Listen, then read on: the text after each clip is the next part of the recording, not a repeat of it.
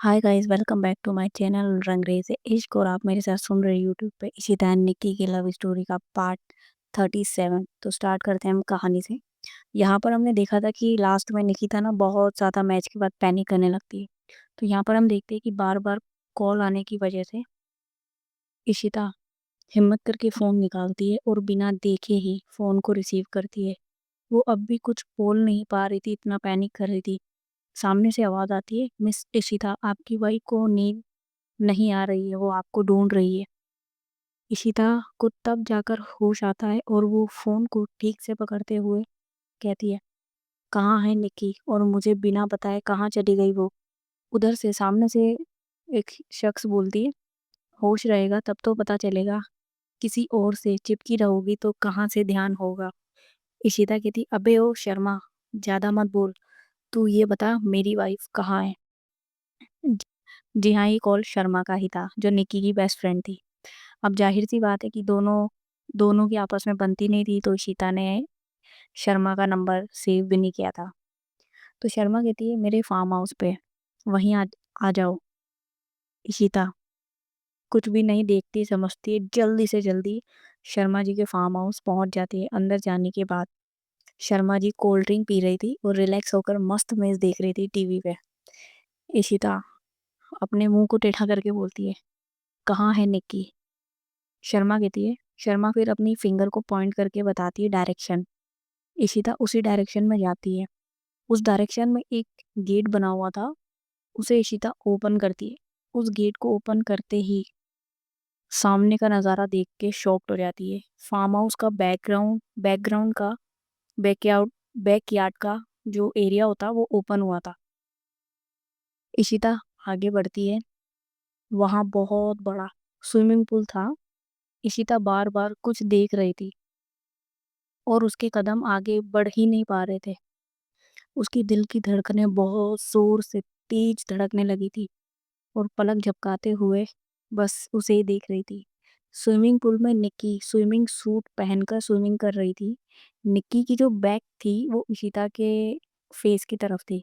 मतलब निक्की स्विमिंग कर रही थी और इशिता उसको देख रही थी, बट निक्की का जो बैक था वो इशिता के सामने था। निक्की के भीगे हुए बदन को और ऊपर से उसकी जो गोरी बिल्कुल व्हाइटनिंग स्किन थी और उसकी जो बॉडी थी वो बहुत ज़्यादा सॉफ्ट थी, जस्ट लाइक मखमल बोल सकते हैं अपन।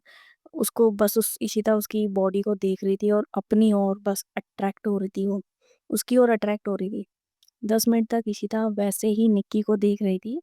निक्की जो स्विमिंग करके बाहर निकलती है और अपना बाथरोब पहनती है और अंदर आने लगती है, मतलब बाथरोब पहन के वो अंदर के लिए आती है। तो इशिता को देखती है और उसे बिल्कुल इग्नोर और अवॉइड करके अंदर जाने लगती है। इशिता अपना सिर पर अपना हाथ मारती है, मतलब इसको बोलते हैं सिर पीटना, वो अपना सिर पीट लेती है। फिर उसके पीछे-पीछे चल देती है। निक्की साइड वाले एक रूम में जाती है। इशिता जो उसके पीछे-पीछे चल रही थी। निक्की के रूम में एंटर होते ही गेट लॉक कर देती है। निक्की जो आईने में खुद को देखकर अपने बालों में हाथ फेर रही थी। निक्की सॉरी वो आईने में इशिता को अपने करीब आता हुआ देखती है। निक्की अंदर ही अंदर मुस्कुरा रही थी, पर इशिता को ज़ाहिर नहीं होने दे रही थी बाहर से। इशिता उसके कमरे में आती है और उसकी जैसे करीब आने लगती है तो वो धीरे से उसकी कमर को टाइटली पकड़ के अपने चिन को उसके कंधे पे रखकर उसकी नेक पे सॉफ्टली किस करती है। निक्की जो अब भी अपने बालों में हाथ फेर रही थी। इशिता कहती, "सॉरी बेबी, सॉरी ना।" निक्की कहती, "किस लिए सॉरी?" और उसकी ओर घूमती है वो, इशिता की तरफ टर्न होती है। इशिता कहती है, "मैच मैं जीत गई इसलिए।" निक्की कहती है, "वो तो तुमने ही कहा था ना कि मैं वो मैच जीत के ही रहूँगी। तो मैंने शर्मा को कह दिया था, उसने तुम्हें जीतने दिया।" निक्की उसे धक्का देकर जाने लगती है तो इशिता उसका हाथ पकड़ लेती है और अपनी ओर खींच लेती है। निक्की इशिता के सीने से जा लगती है। इशिता कहती है, "तुम मुझसे अभी भी गुस्सा हो?" निक्की कहती, "मैं गुस्सा क्यों करूँगी? तुम चाहे किसी से चिपको, किसी से गले लगो या किसी को मेरा मेरा प्यार लुटा दो।" इशिता कहती, "सॉरी ना बेबी, आइंदा ऐसा नहीं होगा।" निक्की इशिता के नेक पे किस करती है और बाइट करने लगती है, जिससे इशिता के मुंह से आह निकल जाती है। निक्की कहती है, सॉरी मुझे नहीं चाहिए, तुम्हें तो पनिशमेंट मिलेगी। इशिता पनिशमेंट की सुनकर डर जाती है और धीरे धीरे वो पीछे जाने लगती है। तो निक्की उसे पीछे धक्का दे देती है और जैसे ही वो धक्का इशिता को लगता है, इशिता सीधे बेड पे जाकर गिरती है। इशिता निक्की को किसी छोटे बच्चे की तरह देख रही थी, जो अपनी फेवरेट चीज के लिए झपट्टा मारता है। निक्की अपना बाथरोब निकाल देती है, मतलब उतार देती है, और फिर इशिता के ऊपर आ जाती है। धीरे धीरे वो इशिता के लिप्स के करीब जाने लगती है, जिससे इशिता दूसरी साइड अपना मुंह कर लेती है। निक्की उसके नेक पे अपने लिप्स को रखती है और बड़ी ही शिद्दत से उसे किस करने लगती है। उसे किस करने के बाद वो वहाँ पर सॉफ्टली एक बाइट करती है। इशिता अपनी सांसें कंट्रोल कर रही थी इन सब मोमेंट में। निक्की उसके नेक पे जगह जगह किस कर रही थी और बाइट करती जा रही थी। अपना सारा गुस्सा इशिता पर उतार रही थी। वो रुककर इशिता के फेस को देखती है।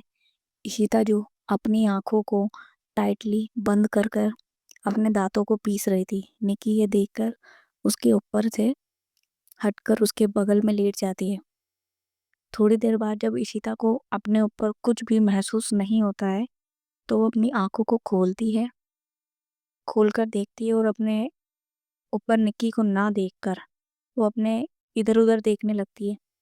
निक्की कहती है, शायद मेरा टच अच्छा नहीं लगा तुम्हें।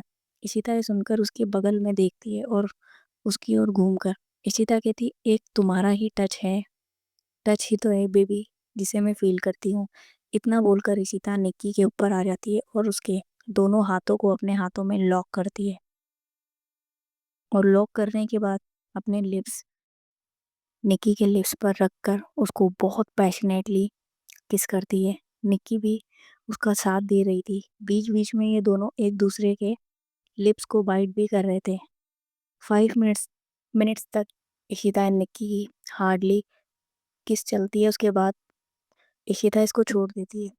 इशिता के कहती है, पनिशमेंट तो तुम्हें भी मिलना चाहिए, तुमने भी कम गलती नहीं की है। कितना चिपक रही थी तुम उस शर्मा से।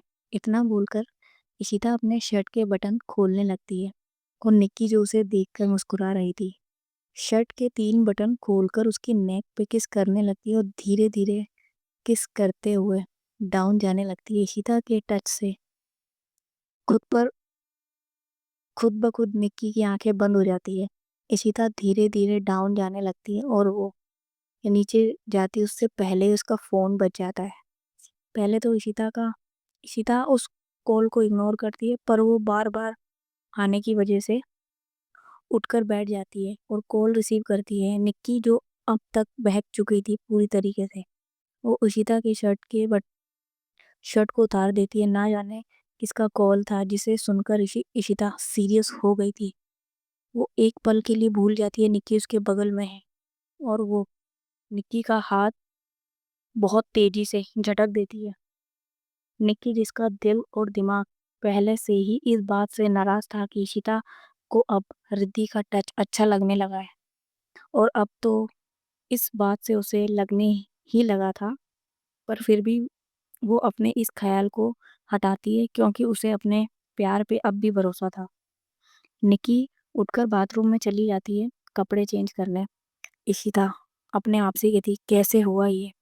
जिस चीज के लिए इतना बड़ा मैच रखा था वो कैसे फेल हो गया? इसका मतलब ये है कि मैं रिद्धि के साथ नहीं, रिद्धि मेरे साथ खेल रही थी। और अगर ऐसा है तो oh no, oh no shit, mummy, aunty, Rishi, Rishabh, सबकी जान अब खतरे में है।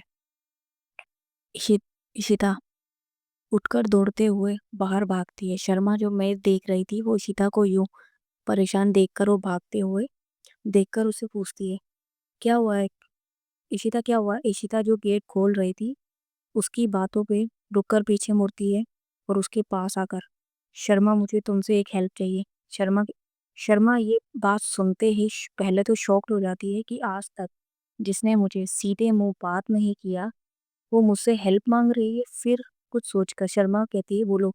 इशिता कहती, जब तक मैं ना आऊं तब तक अपने फार्म हाउस का गेट मत खोलना प्लीज। शर्मा कहती, ठीक है, पर कोई प्रॉब्लम है क्या? तो मुझे बताओ, मैं कोई हेल्प कर सकती हूँ। इशिता कहती, मैं आकर सब बताती हूँ। ठीक है। शर्मा कहती, पर बात क्या है? इशिता तब तक बाहर जा चुकी थी। आज पहली बार इशिता बहुत घबराई हुई लगी थी। वो राठौड़ हाउस पहुंचती है और कार का गेट बंद किए बिना ही बाहर आ जाती है। सामने का नज़ारा देख उसके कदम धीरे होने लगते हैं, उसका दिल कांपने लगता है। सारे गार्ड्स बेहोश पड़े हुए थे, जगह जगह खून फैला हुआ था। वो जल्दी से अंदर जाती है। मेड, सर्वेंट, किसी को भी नहीं छोड़ा था उन्होंने। हॉल में पहुंचने पर इशिता जमीन पे गिर जाती है, उसका दिमाग काम करना बंद कर देता है। वो धीरे धीरे आगे बढ़ती है, जमीन पे ही हल्क हल्का आगे बढ़ती है। उसकी धड़कनें रुकने पे आ गई थी। इशिता इशिता की थी, मम्मी मम्मी मम्मी मम्मी उठो ना। वो तन्वी जी की लाश को अपने गोद में रखकर उसकी बॉडी को हिला रही थी। उसकी आंखों से आंसू बह रहे थे। उनकी बॉडी को रखकर थोड़ी दूर हटकर देव जी के बॉडी को देखती है। वो पूरी टूट गई थी। आज उसकी हंसती खेलती दुनिया उजड़ गई थी। आज उसे रिद्धि ने अनाथ कर दिया था। इशिता इशिता की थी, पापा पापा पापा प्लीज मुझे छोड़ के मत जाना, पापा प्लीज। वो ऐसे बोल के रोई जा रही थी। उनके बॉडी को रखकर वो अपने चाची चाची और चाचू के पास जाती है। उनकी बॉडी पे सर रखकर वो रोने लगती है। फिर उसे ऋषि और ऋषभ की याद आती है। वो दौड़ते हुए ऊपर जाती है, सारे कमरे में ढूंढती है, पर उन्हें बाकी के लोग नहीं मिलते। इशिता को कुछ समझ नहीं आ रहा था। वो अपने बालों में हाथ फेरती है, फिर कुछ सोचकर अपने आंसुओं को पोंछकर वो ऋषि को कॉल करती है। पहली बार में कोई नहीं उठाता तो दूसरी बार कॉल करती है। ऋषि, हाँ दीदी, हाँ दीदी बोलो। इशिता कहती, कहाँ है तू? वो और ऋषभ कहाँ है? ऋषि कहता, किया और मिया के घर है हम दोनों। पर आपको क्या हुआ? आप रो क्यों नहीं? किसी ने कुछ कहा है क्या? इशिता का इतना ही सुनना था कि उसकी आंखों से फिर से आंसू झलक जाते हैं। खुद को कंट्रोल करते हुए इशिता कहती, नहीं, कुछ नहीं हुआ। मेरे आदमी कुछ देर में वहां पहुंचेंगे। जब तक मैं फोन ना करूं तब तक गेट मत खोलना। ऋषि कहता, पर भी। इशिता कॉल कट कट करके आशी को कॉल लगाती है, पर उसका फोन नहीं लगता। 2-3 बार करती है, फिर भी नहीं लगता। फिर वो शक्ति को लगाती तो शक्ति को कॉल करती है। शक्ति कहती है, हाँ जीजू बोलिए। इशिता कहती है, शक्ति कहाँ हो तुम? और आशी कहाँ है? शक्ति कहती है, वो हमें भूख लगी थी तो हम एक होटल में खाना खाने आए। उसके बाद बहुत ज्यादा थक गए थे तो हम आज इसी होटल में रुक गए। सॉरी जीजू। आशी कहती है, सॉरी दी। इशिता कहती, कोई बात नहीं, मेरे आदमी कुछ देर में वहां आ रहे। पर जब तक मैं कॉल ना करूं तब तक रूम का गेट मत खोलना, समझी? आशी कहती है, पर क्यों? इशिता कहती, जितना कहा है उतना करो। वो जैसे ही कॉल कट करती है तब तब तक उसे एक कॉल आ जाता है। कोई अननोन नंबर से कॉल आ रहा था। इशिता कहती, हेलो। रिद्धि कहती, हेलो बेबी, व्हाट्सअप, कैसा लगा मेरा सरप्राइज? इशिता गुस्से में अपनी मुट्ठी को भींचते हुए बोलती है और गुस्से में बोलती है। इशिता कहती, पीठ पीछे वार करती हूँ, हिम्मत है तो सामने आओ। रिद्धि कहती, बेबी इतनी जल्दी क्या है, अभी तो गेम शुरू हुआ है। फर्स्ट लेवल, अपनी दोस्त सैम और आयशा को बचाना है। इशिता कहती, क्या किया तुमने उसके साथ? रिद्धि कहती है, चिल बेबी चिल, अभी कुछ किया नहीं है पर बहुत कुछ कर सकती हूँ। इशिता कहती, क्या चाहिए तुम्हें? रिद्धि कहती, ये हुई ना बात, मिस माफिया क्वीन। आपके पास सिर्फ 4 घंटे हैं। तुम्हारे फोन पे डिटेल्स भेज दिए। 4 घंटों के अंदर अंदर तुम्हें वो रेयर ग्रुप वाला जो ब्लड होता है ढूंढना है। इशिता कहती, मैं कैसे मान लूं कि तुम आयशा और सैम को छोड़ दोगी? रिद्धि, ओ डेविल क्वीन, ये ब्लड आपकी निक्की की आंखों का तारा जो है उसके लिए चाहिए। 3 जान तुम्हारे हाथ में है, भागो। वो इतना बोलकर फोन काट देती है। इशिता जी से समझ नहीं आ रहा था कि वो क्या करे। तभी फिर फोन आता है। रिद्धि कहती ज़्यादा मत सोचो मेरी जान, जितना देर करोगी उतना ही कम इनकी सांसें होगी। Do fast issue. इशिता तुम बस इशिता तुम बस हाथ में इतना ही बोलती है कि रिद्धि फ़ोन कट कर देती है। इशिता उस ग्रुप की डिटेल अपने हर आदमियों को भेज देती है और फिर अपनी mafia rapid form emergency mafia force को मैसेज करती है। वो फिर अपने पापा और मम्मी की बॉडी को देखने लगती है और फिर से उसकी आंखों में आंसू आ जाते हैं। आधे घंटे बाद पूरा घर साफ था और चारों तरफ गार्ड्स खड़े हुए थे और 4 डेड बॉडी ढकी हुई थी। वहीं उनके बीच इशिता जिंदा लाश की तरह बैठी हुई थी। उसके आंसू सूख चुके थे, उसका संसार, उसकी दुनिया, उसके पेरेंट्स अब इस दुनिया में नहीं थे। आज के बाद अब उसे माँ का आंचल, बाप का प्यार, गलती पे डांटने वाली चाची और चाचू कभी नहीं दिखेंगे। उससे दूर जा चुके, आज वो अनाथ हो चुकी थी। इशिता 20 मिनट में ही प्लट पहुंच पहुंचा चुकी थी और रिद्धि ने उसे 1 घंटे का रेस्ट दिया था जिसमें वो अंतिम संस्कार करने वाली थी। अब तक बच्चे में ये किसी को ये किसी भी बच्चे को अब तक पता नहीं था। इशिता के लिए फर्स्ट लेवल इजी था, ये बात रिद्धि अच्छे से जानती थी। अब तक इशिता जो होश में नहीं थी वो सामने से ला रहे दो और लाश को देखती है। उसका दिल अब पूरी तरीके से बैठ जाता है और एक घबराहट सी आने लगती है। उसकी हिम्मत ही नहीं हो रही थी उसे उठाकर देखने की। आखिर आखिर क्या होने वाला है अब? क्या ये लाश आयशा और सैम की है? और कैसे रिद्धि को उशिता के प्लान के बारे में पता चला? और आखिर क्या सच में निक्की का कोई गोलू नाम का बेटा है या नहीं? अब ये हमको पता चलेगा आने वाली स्टोरी में, नेक्स्ट पार्ट में। आई होप गाइज आपको मेरी आज की स्टोरी अच्छी लगेगी। यहाँ पर मैं एक रिक्वेस्ट करना चाहूँगी कि सब्सक्राइबर नहीं बढ़ रहे यार, कम से कम सब्सक्राइब तो करवा दो, आप भी करो और करवा दो फ्रेंड्स के साथ। स्टोरी को लाइक भी कर दो, शेयर भी कर दो, सब्सक्राइबर बढ़ाओ यार, क्या कर रहे हो आप लोग? और कमेंट भी कर दिया करो कि स्टोरी कैसी जा रही है। तो मिलते हैं अब हम, आज की जो मैं स्टोरी है यहाँ पे ख़त्म करती हूँ, नेक्स्ट पार्ट में मिलते हैं। और अब आने वाले जो पार्ट्स हैं ना और भी अच्छे होने वाले हैं। तो बाय बाय, टेक केयर, ध्यान रखो अपना और अपनों का। बाय बाय, टेक केयर, मिलते हैं नेक्स्ट स्टोरी में।